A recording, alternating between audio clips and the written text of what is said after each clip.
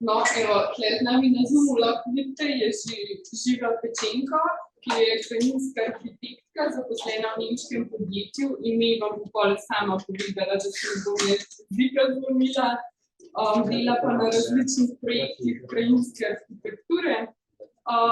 Piše pa tudi mesečne kolumne v reviji Outsider o krajinski arhitekturi, priporočam branje. Evo, Živa, zdaj ti pa predajam besedo. Živjo. Ja, me je že predstavila, sem mislila, da se bom mogla sama, ampak očitno. Delam za podjetje Vete plus Kuhneke Landschaftsarchitekten. Bom pol malo več povedala o biroju. Za začetek bi pa, verjamem, da ste imeli kar že dolg dan, eno bolj v easy delavnico, prvih 15 minut, preden nadaljujem naprej s predavanjem. Upam, da imate vsi telefone pri sebi z dostopom do interneta, tako da kar vzemite telefon, pa imate klele gor, upam, da vidite tole zgori, je link do delavnice ahaslides.com/vete z veliko. Če bi si dali to noter, jaz si bom tudi dala.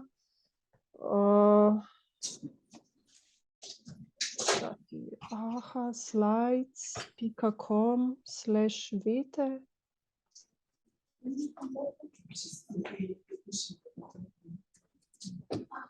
Tako. Zaslon mora, na telefonu se vam mora zaslon pokazati. A se vam prikaže? Še enkrat link. Link? Ja. A klele se vidi? ahaslides.com/vete z veliko.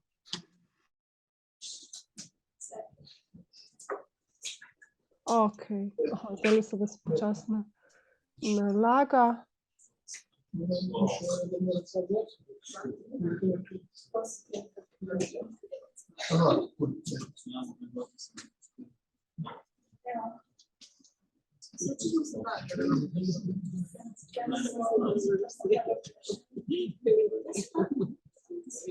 Tako.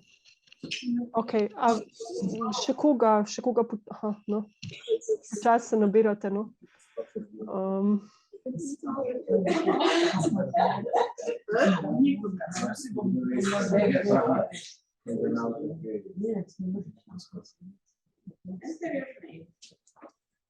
Dajte se noter, boste, zdaj, če greste naprej, se morate samo ime vtipkati, pa se prijaviti noter, da lahko nadaljujemo.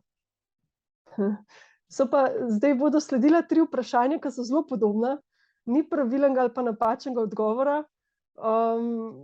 Lahko v bistvu odgovorite čisto po želji, kakor se vam zdi, kar vam je ljubše. Ni nobenega strogega režima, no, da ne boste imeli. Dobro.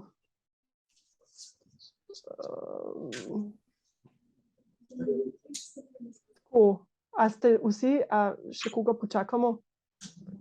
Dokaj vi kakšen geslo, kakšen wifi? Geslo? Geslo greš, a veš, na to spletno stran? Ne, za tele. A za wifi? A ja, to pa ne vem. Ja, vidiš. Podatki.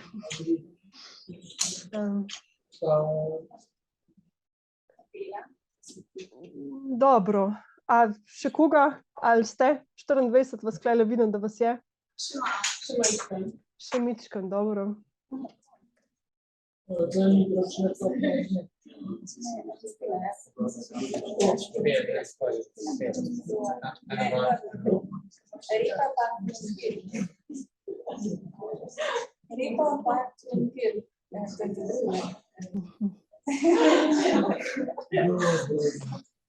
Ja.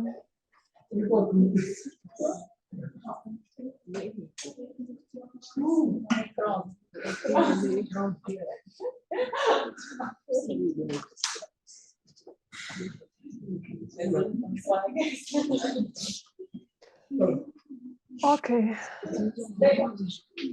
Zdaj lahko ali? Da ne bomo 100 let tukaj ostali na isti točki. 26. Aha.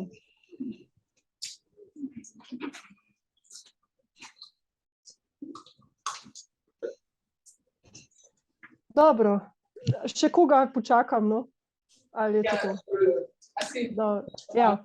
No, zdaj se bo začel kviz. Morate izbrati prvo vprašanje, se bo zdajle pojavil. Kater vrt vam je bolj všeč, na levi ali pa na desni strani? Imate dva vrta in zdaj izberite enega, ki vam je ljubši. Pa ni pravilnih ali pa napačnih odgovorov. Čisto tako.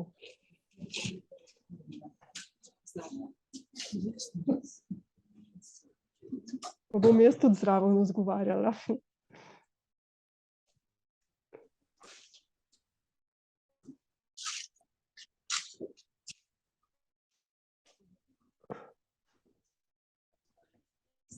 Dobro, vidim, da ste bolj na desni strani, 3 so na levi, v redu. Naslednje vprašanje bi bilo zdaj v 2 besedah, imate lahko tudi več argumentov, odgovorite zakaj, pač zakaj lev, ali pa zraven napišite še L za levi ali pa D za desni, da se bo vedelo. Zakaj? Zakaj vam je levi ali pa desni bolj všeč?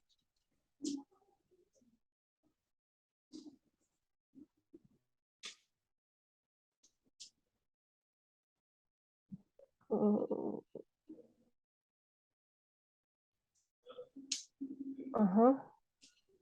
Tukaj jih je že par, desni deluje bolj naravno, levi je preveč pozidan, D več bujnega zelenja, stik z živalmi, potem kaj imamo še, zelo veliko različnih, D večja biodiverziteta, ekosistemske funkcije, D lepše, L barve, ne, ta je zanimiv, L pomirjajoče,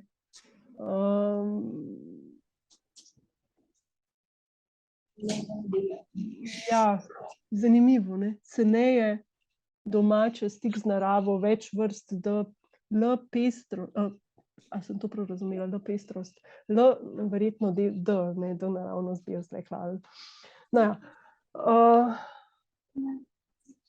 dobro, ne, različni odgovori, več bujnega zelenja, levi je preveč pozidan, D voda, okej, dobro.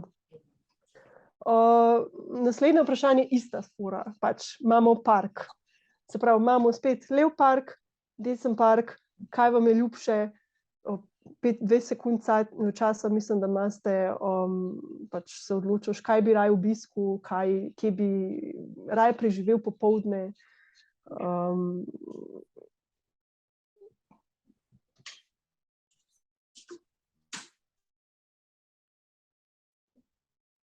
Aha, še sama moram odgovoriti, da ne bom pozabila, da vidim, da je vse v redu.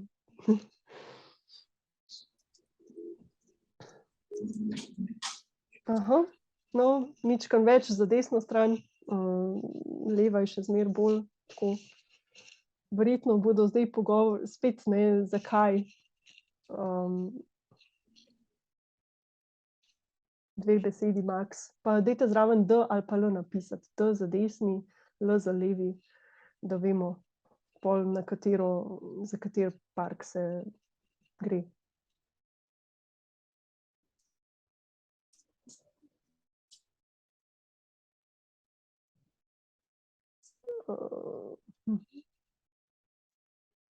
D brv, L bujno rastje, L mikroklima, L domače, L bolj hladen poleti, bolj senčen, D manj komarjev, to je zanimivo, ne, manj komarjev, ja. Kaj še kaj takega pametnega, D reka, ja, reka je v bistvu res zadaj, ne, to je Domžalski park in je res zadaj, mislim, da Kamniška Bistrica. Dobro. L bolj luškano, ja. Okej, no in zdaj še ta zadnje tako vprašanje, ne, dajte mi spet izbrati neki levo, desno, kaj vam je ljubše, kaj vam je bolj všeč. To vas sprašujem, ker malo testiram vaše vrednote, kje ste z vrednotami, kakšni prostori so vam bolj všeč, no? Zato se gre. Ni pravilnih pa napačnih drugače.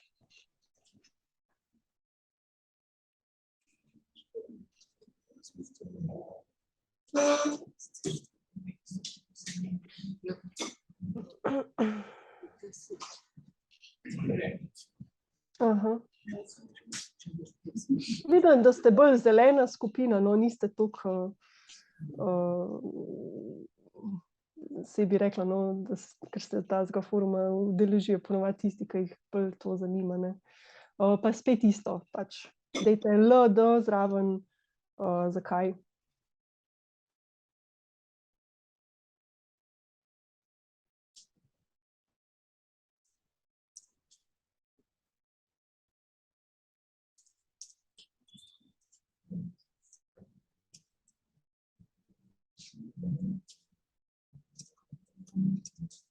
Imam posega, hladneje, mini waterfall, ja, saj je zanimiv, ne. Imamo še kakšen mogoče zraven, to bi bilo zanimivo videti. Bolj naravno, mikroklima, desni je bolj naraven, več sence, preveč ljudi ob vodi.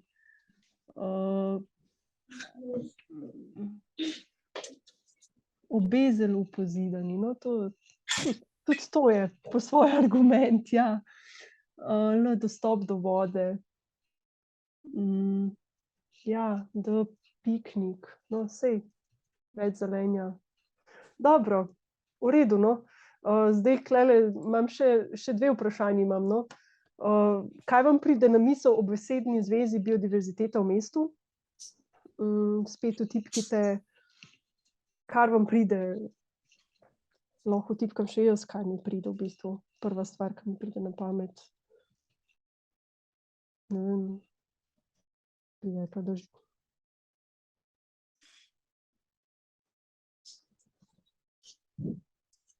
živali. Trava, čebele, netopir, parki, zelenje, senca, rože, muhe, golobi, preprečevanje konflikta, parki in vrtovi, ohranjanje biodiverzitete drevesa, človek versus narava, parki, drevoredi, urban gardening, človek, to sem že, ne, senca, žuželke, zelene strehe, veverice, sonaravni posegi, podgane, dobro. Puščanje površin v primeru vključevanja narave v mesta. Rože, no, rože so pa tudi del biodiverzitete, no. Dobro, še zadnje vprašanje. Kje v vašem mestu bivanja bi si želeli, da se biodiverziteta poveča? Fajn je, če ste recimo v Ljubljani, da ste lahko konkretni, ne vem, kakšen prostor, ki ga vsi poznamo. Če živite pa v manjšem mestu, pa kaj tako bolj opisnega, ne vem, na domačem vrtu, ali pa v parku, ali pa pri šoli, ali pa tam v industrijski coni, pri shopping centru, tako, da vidimo.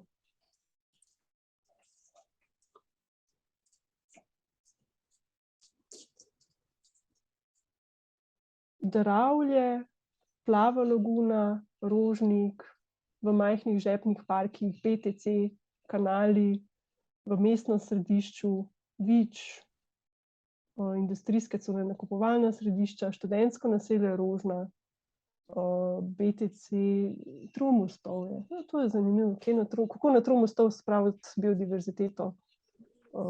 Brez da bi Plečnika čist prerasel z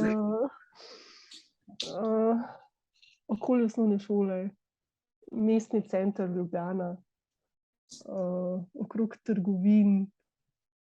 Dobro, športni park, ni park, okej. Cool. Dobro, zdaj pa malo smo se spoznali, uživeli, razmislili, kaj je biodiverziteta.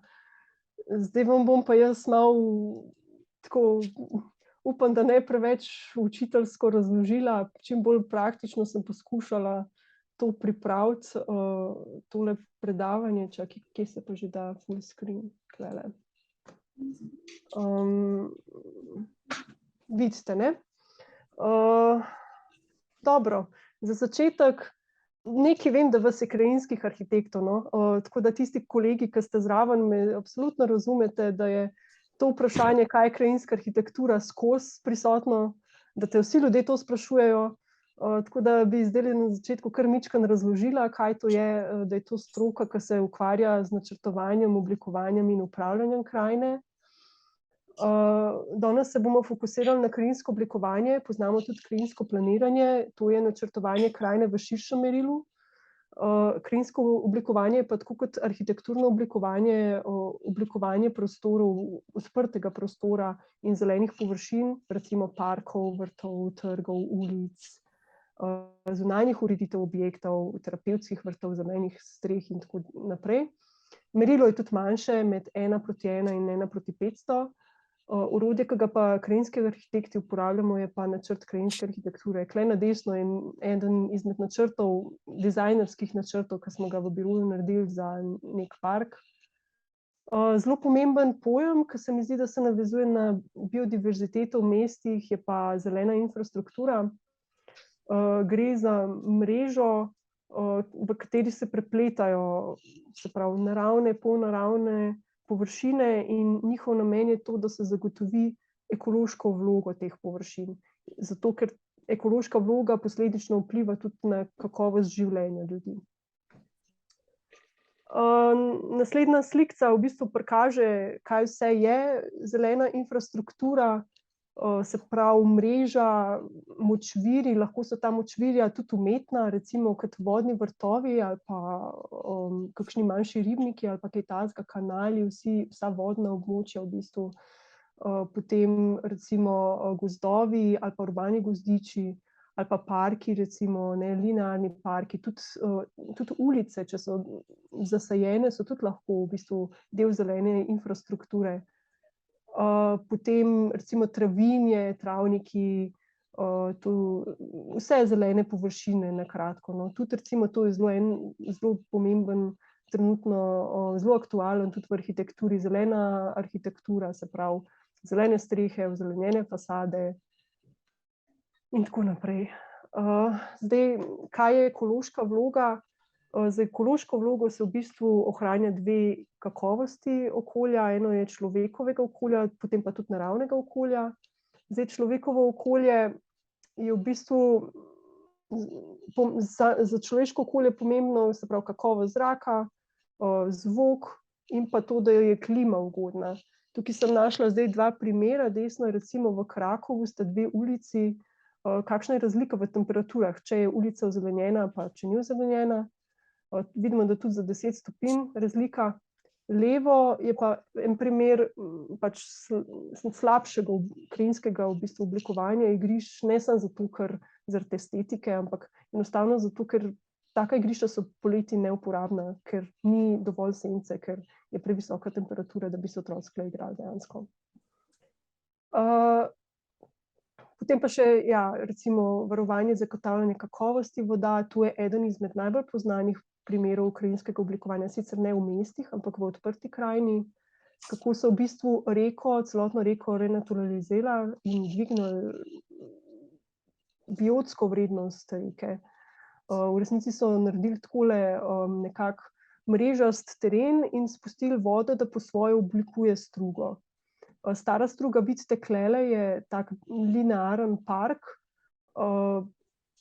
ki je bil v bistvu prej ekološko mrtev in so se potem potrudili, da so ga tudi nekako zasadili, tako da se tudi temu delu vrne nekako neke biotope rastlinske. V Švici drugače, zelo znan švicarski biro. To je potem rezultat, da v bistvu so oblikovali, ali pa je struga sama sebe oblikovala na naraven način ne vidimo brzice, vidimo tolmune, vidimo prodnate nanose in pa vegetacijo, ne, ja, skratka, iz mrtve reke so naredili živo reko. To sem našla, to ste preocenjevali, na katero stran. Sem našla nek primer v urbanem okolju, kako bi se to dalo. Vidite, na drugi strani je čisto zabetoniran, ne. Tukaj so se pa poskušali nekako, brez da bi ljudi izključili, ker ljudje vendarle živijo v urbanem okolju, narediti neko bolj sonaravno, bolj ekološko ureditev v Franciji. Zdaj, zelo pomembna ekološka vloga krajinskega oblikovanja je to, da se zagotovi biodiverziteto. Tole je eden izmed najbolj znanih primerov v zadnjem času na Danskem, v Kopenhagnu. Lih pred 2 tednoma sem imela priložnost, da sem si tole ogledala in je res zelo zanimiv, kako so v nekem takem sivem območju, kjer niti ni toliko zelenja, naredili celo to džunglico noter v bistvu, no. Projektant je SLA, Krajinsko arhitekturni biro, eden najbolj poznanih, dajte si ga zapomniti, če ga boste še kdaj slišali. Res delajo zanimive stvari. Takole vidite, kako so v bistvu oblikovali celotno, vse to izgleda res tako naravno, čisto, kot da bi rastline same prišle, ampak zadnji je skrben premislek, katere rastline tudi recimo vodne vrtove so naredili so te različne ambiente, kjer se lahko tudi ljudje usedejo pa družijo. Zelo lep projekt, no. Če boste kdaj na Danskem, da si ga pojdite pogledati. To sem pa vzela eno vizualizacijo, tudi zelo znanega krajinsko-arhitekturnega biroja iz Nizozemske, v bistvu Danska pa Nizozemska sta tule trenutno vodilni. Všeč mi je predvsem zato, ker prikaže, kako različne rastline privabljajo različne živali, različna drevesa, različne ptice, kako posadiš travnik, potem vpliva na to, katere živali bodo na travniku potem prisotne. Recimo, kateri insekti, tule imajo netopir narisan, ne vem. Tako da ja, fajn. Oni se tudi zelo veliko, ta biro, Felix, oni se zelo veliko ukvarjajo, govorijo o ne samo vključevanju ljudi v prostorsko načrtovanje, ampak tudi vključevanju živali. Se pravi, da so tudi v bistvu, morajo biti tudi živali del prostorskega načrtovanja. Potem kakovosti naravnega okolja, se pravi, ena izmed pomembnih točk je tudi potem, kako se odtočni režim regulira, se pravi z vodnimi vrtovi, kako zadržati na območju meteorno vodo ob neurjih, ob nevihtah, ker v teh časih je kanalizacijski sistem zelo obremenjen in enostavno ne zdržijo, potem odvečna voda v kanalizaciji se izliva v reke in potem to dodatno reke onesnažuje in tako naprej. Kako zdaj to padavinsko vodo ob neurjih zadržati, pa je mogoče v času suše spustiti v kanalizacijo, kjer gre potem v čistilno, ali pa jo uporabiti drugače za zalivanje rož ali pa za fotovoltaiko.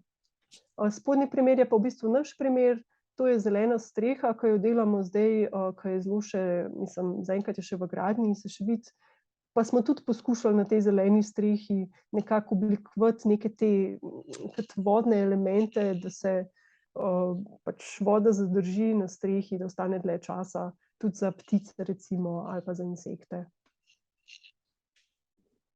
Zdaj na kratko o podjetju, kjer sem. Kako sem v bistvu prišla v podjetje? To je tudi zanimivo mogoče za vas, ki ste na začetku kariere ali pa boste, kmalu. V bistvu sem se prijavila na Evropsko mobilnostno shemo, opravila 2-mesečno pripravništvo, potem so se pa v podjetju odločili, da bom ostala, zdaj sem pri njih že 1 leto pa pol, sem kar zelo zadovoljna. Letos praznuje podjetje oziroma biro 30 let obstoja. Zelo prepoznavni so drugače po zgodovinskih parkih, tega so v preteklosti zelo veliko delali. Delajo tudi vrtove, odprt javni prostor, trge, ulice, stanovanjsko krajino, zunanje ureditve, V zadnjem času je pa zelo veliko povpraševanja po zeleni infrastrukturi, po tem, da se z zunanjo ureditvijo krepi biodiverziteto, da se dela zelene strehe, da se dela ozelenitve fasad, da se dela te vodne vrtove, mulde in podobno. Še to, ja, v bistvu naš biro je situiran v Göttingenu, to je mesto toliko veliko, kot Maribor približno, nekje v sredini Nemčije, vidite tlele, tole je Hanover, Hamburg je 2 uri stran z vlakom.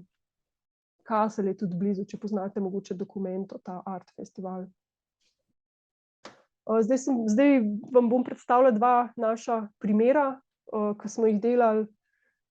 Eno je bil v bistvu primer za Max Planck inštitut, to je v bistvu nek univerzitetni oziroma raziskovalni bolj, inštitut za biofiziko in pa kemijo in jih je zelo zanimalo, kako bi oni zunaj oblikovali zunanje površine tako, da bi bile čim bolj ekološke, pa čim bolj biotsko pestre. In mi smo potem to naredili z različnimi trajnicami, z različnimi rastlinami, ki privabijo različne živali.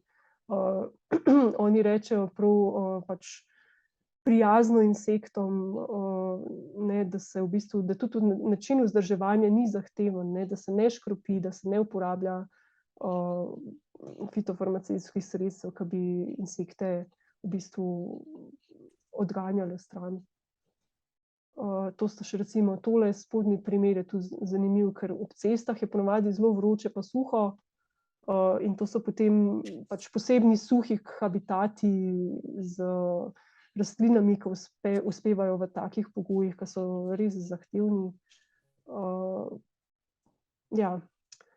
Tole pa recimo zelena streha, ki je tudi, se mi zdi zelo, če greš med pavzo takole na sprehod med te rastlince, je po moje zelo zanimiv, da si lahko gledaš vse te sedume, vse te trajnice, vse to, kaj to cveti, te kamne, pa še zraven vidiš čebele pa čmrlje pa tako, zelena streha, v glavnem. To se pa še vidi, to je pa še v gradnji, ni še čisto dokončan.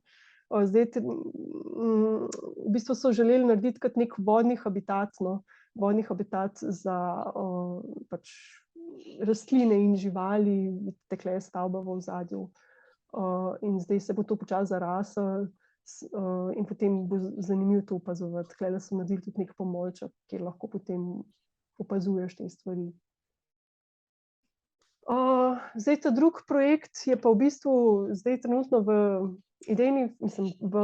projektiranju še, ni še čisto izveden, zeleno streho, prej sem vam jo pokazala.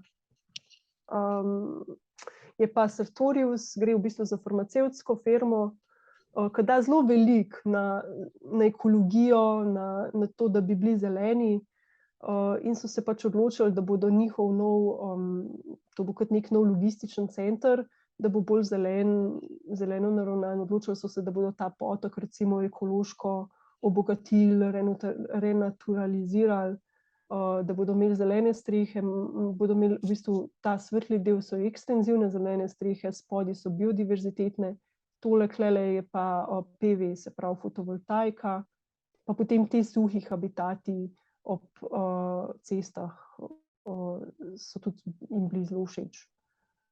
Tukaj sem par primerov, se pravi tale, te delčki, to so v bistvu potem te suhi habitati z temi rastlinami, ki uspevajo na res sušnatih predelih. To je bila ena taka vizualizacija, kako bi izgledala ta ekološka obogatitev vodotoka z različnimi cvetočimi travniki, z vodnimi trajnicami, da se potok razgiba, da so tolmunčki, da so te prodnati nanosi, skratka, da ni zdaj regulirana rečica, ampak da se nekako poskuša povrniti nazaj v naravno stanje. In to financira firma, to ni javni denar. Tukaj je še v prerezu, tole je bilo tudi zanimivo, ti vodni vrtovi, v bistvu kot mulde, drevesa. Za drevesa so v bistvu izbrali kaj so že, jelšo, pa mislim, da poplavni hrast, pa prunus padus, to je pa, mislim, da slovensko ime sem pa že mičken, kot ne češnja, divja češnja, ampak divja sliva. Črešnja, to, čremša. Čremsa, ja, tako, hvala ti. To, ja, no. Tako, to je pa naša še nedokončana zelena streha, slikana, preden sem bila na bolniški. Vidite, klele pridejo še trajnice, to so v bistvu kot neki te biodiverzitetni elementi, ki pol pač, klele vidite mičken vodke, te kamni, kle pridejo še trajnice, pa vidite kaj mičken te zboklince za grmovnice, da je več substrata, ker drugače je substrata 15 centi in ni dovolj za grmovnice. No in to, ko bo recimo čez ene par let, bo to vse tako cvetel, pa bil travnik na pol, pa vse preraslo, pa divje, pa tako, zdaj izgleda zelo tako urejeno, ampak čez par let bo to divje. Pa sem pa izbrala še v bistvu tri slovenske primere. Zelo veliko se z biodiverziteto v mestih ukvarjajo nevladne organizacije. Pri tem vem, da je bil IPOP zraven, ta Miyawaki tehnika, to je ena posebna tehnika, ki se sedi v bistvu, se naredi kot nek gozdiček, tako da se v bistvu posadi avtohtone vrste, ki so v okolici in zelo blizu druge. In potem te rastline med sabo tekmujejo, katera bo boljš zrasla, in potem so rezultati pač to, da je več biodiverzitete, da je bolj gosto raste.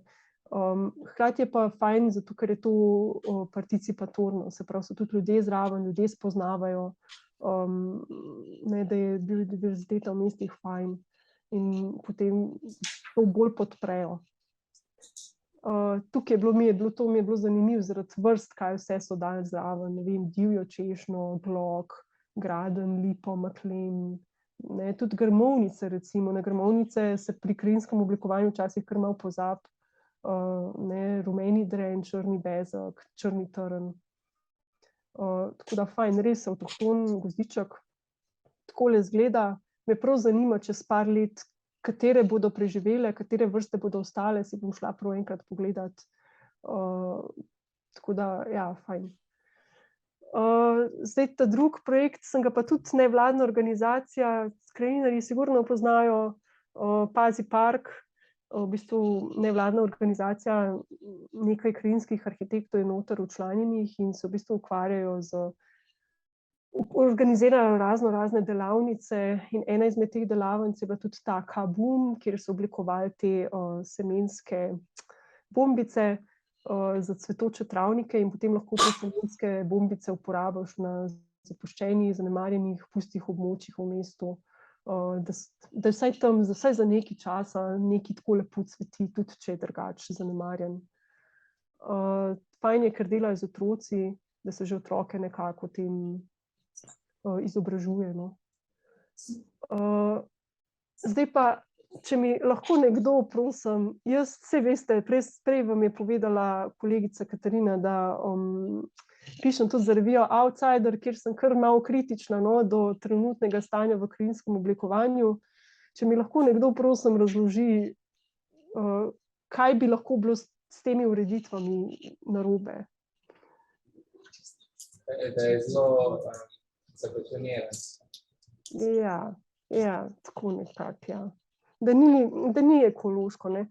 Zdaj, z slovenskim krajinskim oblikovanjem je tako, da se to oblikovanje dela skoraj da ne brez krajinskih arhitektov trenutno. Tako stanje je na trgu, nekaj firm sicer je, ki se zelo borijo, ampak je kar težko priti do posla, kolegi arhitekti pač delajo malo po svoje, se oproščam, če je kakšen arhitekt zraven, upam, da razume mojo pozicijo, ampak pač enostavno take rešitve niso za 2022, no.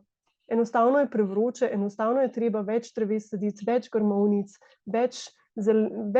bolj poudarjati to ekološko vlogo zelenih površin, no, ker zdaj te ureditve se dela za naslednjih 20-30 let. In če ti takole zgradiš zadevo, čez 30 let tega ne bo noben uporabljal, ker bo že danes ne bo noben uporabljal, ker je tako vroče zunaj poleti.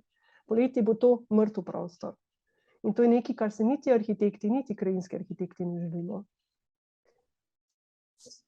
Za konec sem pa tudi izbrala eno po izobrazbi arhitektko, ki je imela pa v praksi se je izkazala kot zelo dobra krajinska arhitektka, pa zelo dobra oblikovalka vrtov, je zelo dobro poznala rastline in je točno vedela, kaj dela. To je Jutta Krulc, nažalost je že pokojna. Jaz sem imela, mislim, da priliko jo še spoznati v času študija. In njene ureditve vrtov recimo so zelo ekološko bogate, ravno zaradi tega, ker so rastlinski sestoji tako bogati, premišljeni in pa dobri, dobri in za ljudi, in za živali, in za klimo. Tako da ta vrt Kržišnik v Žireh je odprt, lahko si ga greste pogledati, mislim, da je treba gospoda Kržišnika sicer prej obvestiti, ampak ga je zelo fajn za videti, tisti, ki ga niste še videli. Tako. Zdaj sem pa prišla do konca, tole je še ena izmed naših zelenih streh. Če ima kdo še kakšno vprašanje, sem vam na voljo.